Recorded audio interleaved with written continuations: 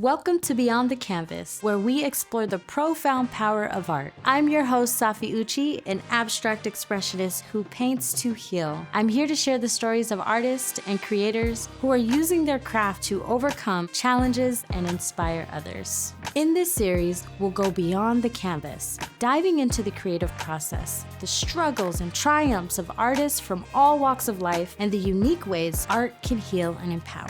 Today, we will be talking with Cristina Martinez, a contemporary artist from Tacoma, Washington. In this episode, we talk about balancing art life and motherhood and the role art plays in getting us through life's many challenges. Welcome to Beyond the Canvas. Today, our guest is Cristina Martinez. Welcome to the podcast.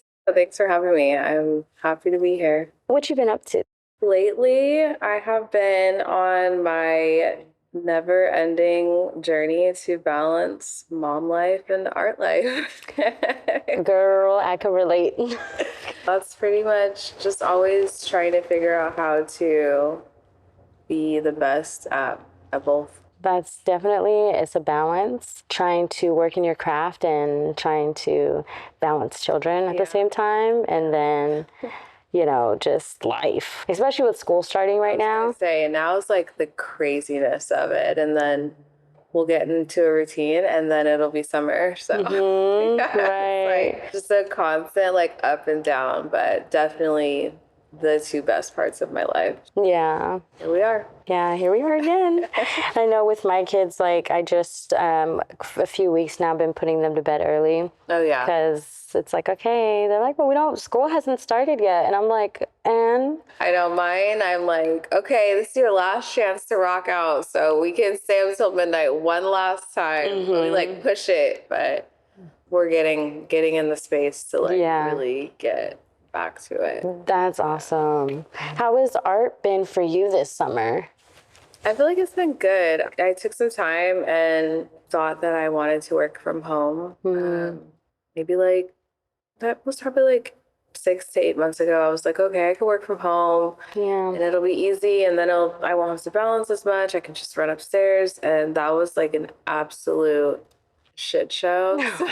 So I am back in my studio, which feels amazing. I've probably been in there, I don't know, time is a blur, but I've been in there for the last like few months, and just seeing the way that I'm able to create when I'm in a space that is away from home and life has been very beneficial for me. I now see what it feels like to do both, and I feel like I'm finally getting like back in the groove with my work again because I have that time where I can just like turn everything else off and just make art. And just make art, yeah. I have a little spot in my house where I paint and everything. It's okay. I mean, like there's obviously the distractions of the kids, and I do really well during the night. I am looking into getting a studio space too, because I think it's important for us to separate that motherhood and being an artist. It's like a part of the journey. So I always tell people that like a studio isn't for everybody. Some people do better working from home. That's why I don't like to like be like, you need to get a studio or you're gonna, it's just because like you have to have those experiences to then figure out what makes the most sense for you. Like for me, I had to work from home to realize that like absolutely not. Right, it's not, right. So I wouldn't have known that. And I really convinced myself, like, I want to work from home, and that's just what it is. And then you save money doing that, working from home. You can go in the kitchen, cook something real quick. Take all the money. The studio is worth it. It's all part of it, figuring out what makes the most sense for you. And I had a small baby at the time. She's getting bigger now, but I think for me, I just was like, okay, how can I be there for her?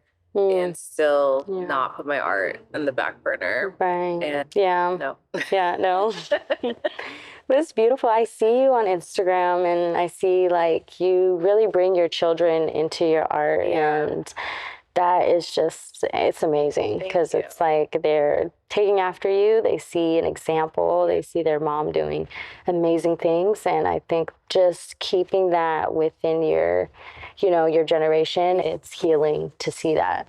I don't know. I think the only way that I can balance the two is by involving them as much as I can. I think it's just the type of mom that I am and the type of artist that I am. It has to be like a supernatural flow. Like I always said, okay, if I'm going to do this, I want the kids to be able to walk in the studio and get their art stuff and feel like they can touch and do and, you know, be a part of it without it feeling like, oh, this is something different. This is something out of our norm. Like, you know, I think kids tend to like make more mess or be more chaotic or kind of, you know, rambunctious, whatever, when something feels out of their norm. But like for my kids, I was like, if I'm going to be on this journey, they need to be able to get on an airplane, stay in a hotel, go in the studio. People always comment on how the kids can like literally come in the studio and they just get their canvas, get their brush. But it's because from early on, they've just been exposed to it. Yeah. So I try to just like blend it as much as I can so that I can,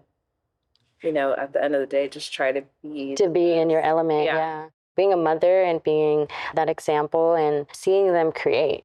I think for me, part of what really keeps me going when it does get hard balancing the two is that like when I was younger, I didn't see a lot of people that were like making art as their profession. Like I didn't really understand that and it felt very far away. So like to see your daughters, like they see like this is our mom and this is what she's doing. Like that's what I hope that my kids will one day, instead of, because like right now they like to tell everybody, oh, she made us sleep at the studio, we had this, we had that. Like I hope one day when they get older they're like, wow, like our mom did all that and like still was very present. And I think what you're doing and what I see you doing with your daughters too is just like there's going to be so many possibilities for them because they're like watching you do it, you know. It's not far away, it's like right here. It's right here. They see it.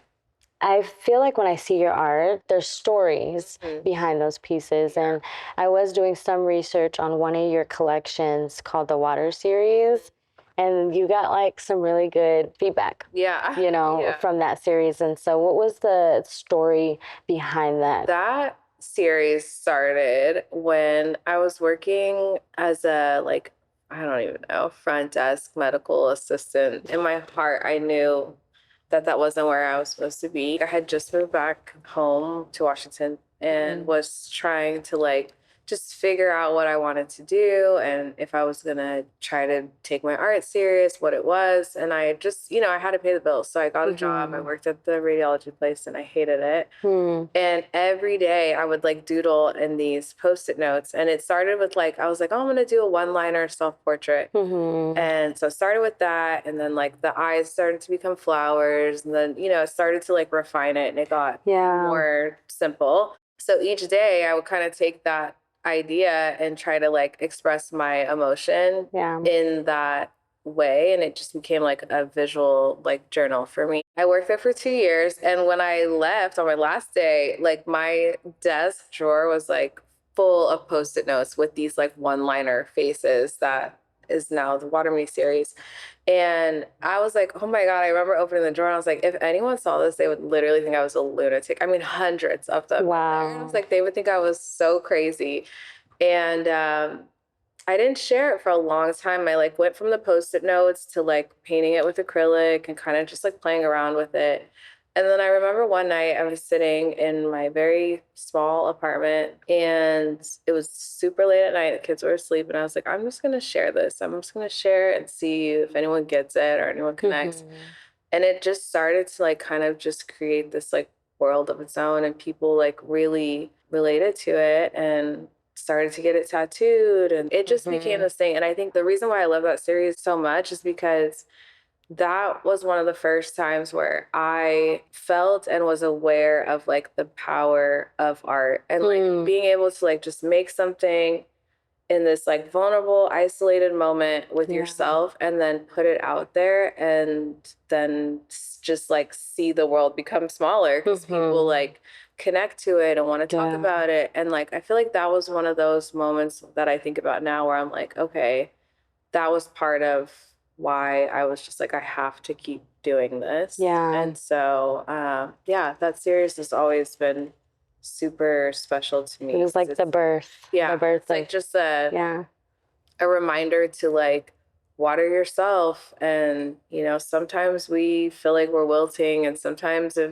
feels like we're blooming, but like, it's kind of this like constant journey of all the different parts of that. And so, yeah, I it's love just that. true I love reflection that. of like where I was at. Yeah, no, you can definitely see that. Thank you. And it's beautiful. Thank you. Because I feel like you capture those emotions and, Yeah, I and try so, to like acknowledge the challenge, acknowledge the hardships, but like the little tiny bit of light that's like on the other side of that, the growth and the new beginning. I try to like paint that space because I feel like it's always gonna come and like might not feel like it when you're in the hard stuff, but life has shown me over and over and over again that like that little bit of light will start to get bigger and bigger and bigger as you work through it. And so in all of my work, that space is what I'm painting. Yeah. Any challenges you've faced along your art journey? Any stories? Yeah, I mean, I think that there's tons. Yeah. Like, how deep are we going? We can go deep. I want the raw, the unfiltered. I want the Cristina Martinez, I mean, a lot. Like, at the very beginning of my art journey, I was moving on from a long relationship where my two amazing children came to life. And I'm thankful for that relationship because I just can't imagine not being their mom. But I was not me. I was not who I am now. I was not my true authentic self. I had to go through like moving on from that relationship to learn who I was. And it was like in that like moment of like starting my life over that I was like, okay, what do I like? What do I want to do? And art has been a part of my life since I was a child, but like and it's just continued to be like the thing that I go to get through the darkness. But so that was a big deal. I moved from Texas to Tacoma first. I worked at the radiology clinic and just tried to like figure stuff out. Like a true start over in life. And that was probably the first thing where I was like, okay, I have to just decide what it is that I want to do, and then I have to make it happen. There's no, I have my kids, like I have to make it happen. So, I worked a few different jobs, and like I said, still turned to art. And then in 2018, I was still kind of balancing both, like just like doing art for like healing and peace and sanity, and working. I worked at a bridal shop and alterations because I also went to fashion school. Yeah, that's what I was going to say, fashion. Yeah. And so I worked at the bridal shop, and I would kind of just try to balance both. And then in 2018, I lost like a super close friend of mine who's more like a sister. I don't even, it feels weird to even call her friend. And she was a singer, and she's from here, from Seattle. And I think for me, knowing how much she still had inside of her that she didn't have the time or this, her time on earth was cut short, and she didn't have the space to make all of those things that I'd heard her talk about happen. It was like a moment for me where I was like, I can't spend another day on this planet without doing what I know is in my heart. And after that, I like never looked back from art. It was like how I got through that. I quit my job. Like I was like, you were like, girl, I am ready to do the 360. I now see very up close and personal, like how short life is. I had countless conversations with her about all the things that she wanted to do, what she was passionate about. That stuff just like went with her. And it's like, I knew that I'm no different. Like we're all here. We don't know how long we're here. And I was like, I want to make sure that all these things that are on my heart, all the things that I know I'm supposed to be doing, I need to just do them. Just do it. And I just went all the way. Right. How does your work explore the themes of resilience and challenges that you go through? With my work, I try to be really intentional about the resilience part of life. I think there's so many places, spaces, stories out there about hardship, especially for people that look like us, you know? And I like to acknowledge that, like, yes, I feel it, I experience it, I know that it's there, but like, I also know that I get through it, you know, and I know that on the other side of these challenges is growth and more experience and the bloom, you know, that I like to call it when I'm painting it. But for me, it's like there's just been so many times where the resilience is like absolutely necessary, especially when you have kids. It's like there's just no option. Like you have to get through it. So painting that has been like the biggest part of my healing, and you know, whether it's I'm grieving or just transitioning or whatever it is, it's like I like to just like give spotlight to like that space, because like I said so many times, you know, we're gonna go through life. Life is not it's not easy. Right. It's not. It's just not. And like there's gonna be nonstop challenges, but like I have seen over and over and over again that you get through them. And you know, if there's like one little thing, one little piece of anything that feels like light or feels like hope or you know, whatever it is, I like to just like super narrow in and focus on that space. And I like to do that, like I said, because we're all gonna go through stuff. Like everybody's gonna go through things, and like you can let it swallow you up, or you can get through it. And you know, I don't like to sound super cliche or like I'm out here trying to be Oprah or anything, but it's just like life has just shown me too many times that when you fight to get through it, you do, and you are bigger and stronger, and you are more prepared for the next thing that you face, because we will continue to face stuff. And it's amazing when you get to a place where you're like, I know how to deal with this. I know that I'm gonna grieve, I know that I'm gonna go through those emotions. I know that this is how I'm gonna react, this is what I need. Once you know yourself and know like, okay, Cristina has to like, this is the mode, you know? And it's like when you've been low, like very, very low, it's like you can learn so much in that space, because it's like then it, like you said, when the next thing comes, it's like, okay, how do I get through this? And your ability to do so, I believe, starts to grow as you get through each challenge. I think my best work comes out when I'm like in a challenge. Oh, sure. When I'm faced with something, I'm like, okay, I'll go in the studio and I'm like, okay, here's my series, here's my concept, here's my message, here's my everything. Like, this is what I'm trying to get out there to get through me. And I think that is also a beautiful thing about you, is because you're like a vessel to the others that go through challenges, and your stories and the things that, you know, the stories behind your art come out of you and then inspires others. And that is like the evolution of like being an artist. Like, you know, you're building that legacy to be able to do that. And people are going to remember you for that. Thank you. Thank you. I think that's the part of art that I learned once I started to share my work. And I think that's like the beautiful thing about even like your journey and my journey, is like when you can have these like vulnerable moments where it is just you and your work. And then the bonus is like putting it out there and people are like, oh my God, like I've been through that, or I feel that, or I understand that.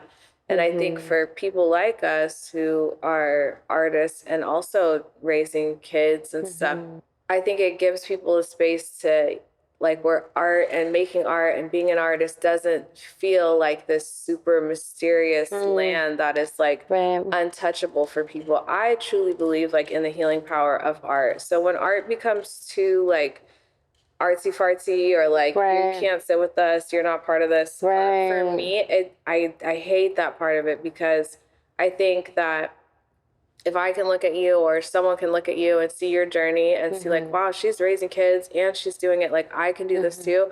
I truly believe like that's what artists are supposed to do. We're supposed to like document the times and also create this world that is like healing for people. And if it feels super far away, like you're not an artist, you know. I think that making people feel like that, I'm always like super against that. I believe in like showing your journey and showing people how it can also be their journey, even if it's not to make money, even if it's not for anything other than like taking this blank piece of whatever and putting something on it is going to make you feel better. You know, like that's what I always think about when I'm making work, sharing work. It's like I've seen so many times like the power that comes from like putting a blank canvas in front of a kid and being like, put something on there, and their whole everything changes, you know. And it's like adults we're not immune to that. It's the same thing. It's like this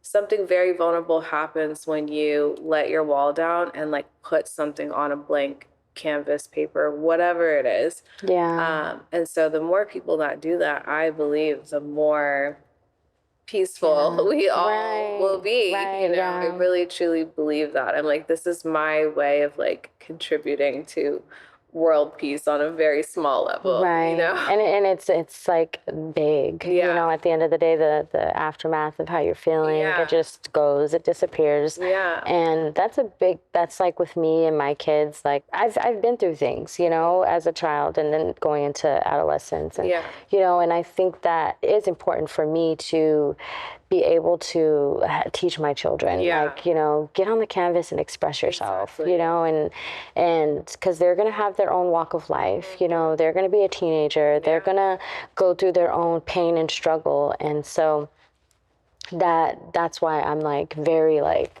you know, let's express, you know. I don't want you to have to run to a boy, you know, and try to get validation or drugs. Like, you know, here's your therapy.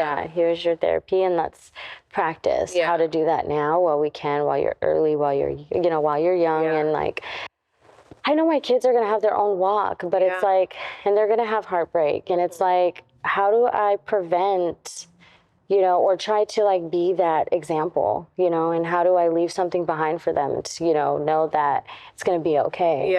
And so like, that's my big mission too, is like therapy, art, journaling, you know, all those things. And it definitely makes a difference. It really does. And anything that comes from like those super raw emotions and stays with you, I do feel like those are the things you're supposed to like see all the way through, you know. Those like you said, when you go to the studio when you're upset or, you know, anything, like those are the pieces that like, don't leave those as like works in progress. You know, like finish those ones. Those are the ones that really count and really matter. So I hear you. What is the one thing that you would say to an aspiring artist? I think one of the most important things for aspiring artists is to just continue to create, like, no matter what, you know, like know what it looks like when you create, when you're not inspired. Like I try to avoid ever saying like, oh, I'm just not inspired right now, or I'm in funk, or, you know, all those things. Cause I don't want to like fuel that. And I believe that those spaces are also important. Like document your work. You don't have to share every single thing you create, you know, like, but know what your art looks like when you're not inspired. Like just put it on paper. Like I think just creating through, I have like a whole series of when me and my partner, when we first met, it's like everything's like in full bloom and, you know, it's like rainbows and sunshines. And like sometimes I look at it now, I'm like, oh God. Like, I like to know, you know, like it's documented at least, you know, it's like it's there. And like, you know, it's not my typical like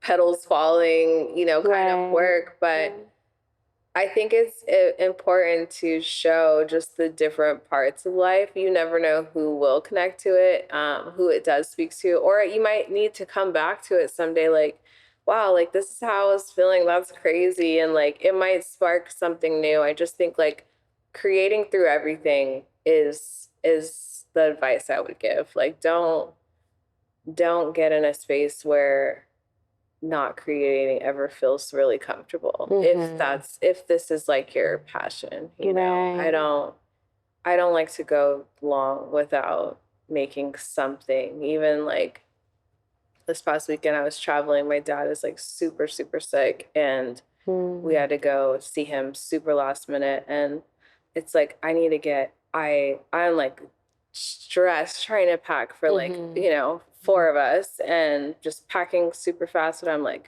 where are the watercolors, the pastels? Like, where's all the travel sets? Like, trying to like get that stuff in a suitcase. Cause I just know for me, I need to be able to just document and just for myself. Like, it's just, you know, it's just part of who I am. And so I think for other artists too, if this is your passion, then just let it be what you do always. That's good. Yeah. What does thriving look like to you?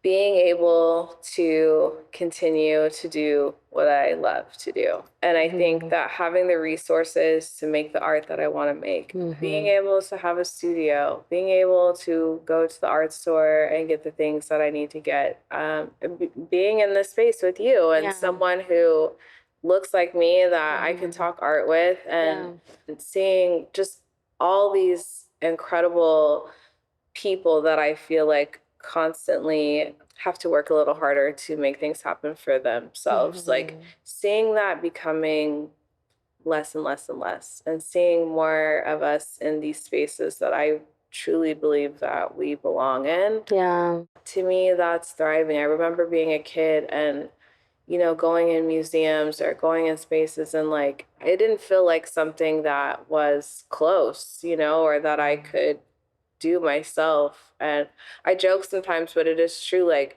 the first time I saw Bob Ross on TV, I was like, oh, holy shit, like, this guy paints on TV. That's his job. Like, that was like the closest connection of like, wow, this is possible. You can make art for a living. You know, I'm a young Black and Mexican girl. I didn't think that I could do that, but I thought it was super cool that he could. And I think as like life is going on, I'm seeing more and more people thrive and don't have to look super far to see examples of people doing what they love and people that look like I do. And I think just being in these spaces and being able to speak to, you know, the younger kids that will come up, and also be on these journeys, I think that is what like thriving or success feels like, you know, for me. I did want to ask you, are you managed? I know I looked in your bio and it had like a management company, or is that your company? Yeah, no, that's a friend of mine. Anna Mia is her name. She's my manager. And same thing with her. It was like we had been friends for 10 years, and I knew what I was trying to do, and I knew that like PR and all of that, that's what she wanted to do. And I called her one day and I was just like, do you want to manage me? And start a management company and like just like try to make something happen. And we did. And it's crazy because like a lot of times people will think like, you know, I have this huge like agency behind me, or like these people that are like getting these partnerships and stuff. And it's literally just me and her, and we kind of started at the same time. Like, let's just figure out how to make this work. And you know, even seeing her and her having her management agency and what it has become since that phone conversation, it's just like, that's another example of like thriving, you know? Yeah. For you, do you feel like being, because you were independent and now like having the management, do you feel it's like you still do independent stuff? I love art. Like, I love art. I want to paint with everybody's kids and everybody's aunties and uncles. You know, like, I want to just make art all the time. So if somebody comes to me and they're like, hey, do you want to do this job where you can make this cup for whoever, whatever it is? I'm like, yeah, sure. I'll do it for free. You know, like, no problem. Like, I'm just like happy to make art. And so I think the biggest thing with having a manager is like, no, she won't do that for free. We're actually going to make sure she gets what she deserves. And so it's like those uncomfortable conversations that like, to me, sometimes can blur the creative space, I get to like kind of stay out of those. Yeah. And so that part of it has been really helpful. And I've just learned a lot just about running a business, just period, because, you know, of course I want to make everything and do everything and be a part of all these things, but sometimes they don't make sense. And sometimes you will get taken advantage of. And I think having someone that can speak on your behalf makes that happen less. Yeah. I agree. It's not having to wear every hat, you know, while you're creating. I'm not fit for the role. I'm not fit for that part. Yeah. I just want to paint the picture and show up, you know? Right. So that it's been really beneficial in that way. That's good. That's good. So what do you have coming up next? Well, I've been really thankful lately to be able to just really take on projects that like revolve around art and not feeling like I need to like say yes because I need to do, you know, be able to make money and stuff. Like I've been really blessed lately for people that are like bringing real art jobs. So yeah, just a lot of painting, and I'm like not sure what I can actually talk about yet or not, but like just a lot of things that have put me in the space where I can make the painting and then it becomes other things. And I think those are my favorite jobs because I can just like truly be myself. I can just make the work and then let it fly wherever it flies, on a t-shirt, on a cap, on this, on I'm that. excited. Where can people find you? Most of my stuff I post on Instagram, and my name on there is @so_trill. A lot of people think it's Sue Trill, but it is So Trill. I thought it was Sue Trill too. Everybody thinks that. I'm like, I used to sew, so that's where it came from. But yeah, on Instagram, and then my website is juneandmarge.com, and I pretty much everything stays in those two spaces. So nice. Yeah, thanks for having me. This was awesome. Thank you for tuning in to Beyond the Canvas. If you enjoyed this episode and you'd like to catch more, please like and subscribe. Thank you.